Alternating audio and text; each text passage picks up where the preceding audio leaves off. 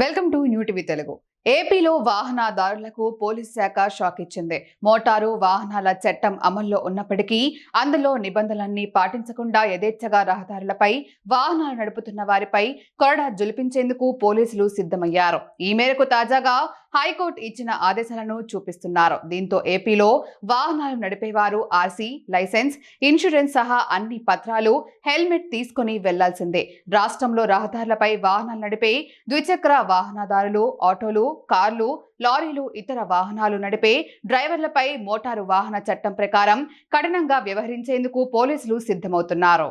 ఇప్పటి వరకు నిబంధనలపై అవగాహన కల్పించామని, ఇక నుంచి భారీ జరిమానాలు తప్పవని పోలీసులు ప్రకటించారు. అంతేకాదు, ఏ నిబంధన ఉల్లంఘిస్తే ఎంత జరిమానా విధిస్తారో కూడా వివరాలు వెల్లడించారు. దీని ప్రకారం హెల్మెట్ లేకుండా బైక్ నడిపితే వారితో పాటు వెనక సీట్లో కూర్చున్న వారికి సైతం 1000 రూపాయల చొప్పున జరిమానా విధిస్తారు. ఇన్సూరెన్స్ లేకుండా వాహనం నడిపితే మొదటిసారి 2000, రెండవసారి 4000 జరిమానా విధిస్తారు. లైసెన్స్ లేకుండా వాహనం నడిపితే 5000 జరిమానా కట్టాల్సి ఉంటుంది.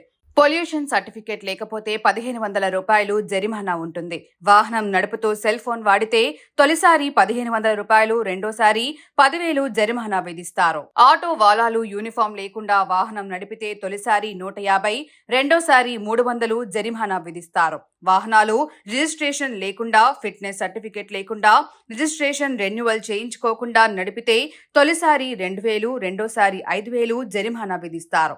అతి వేగంగా వాహనం నడిపితే 1000 రూపాయలు జరిమానా విధిస్తారు. బైక్ పై ట్రిపుల్ రైడింగ్ చేస్తే 1000 రూపాయలు జరిమానా ఉంటుంది.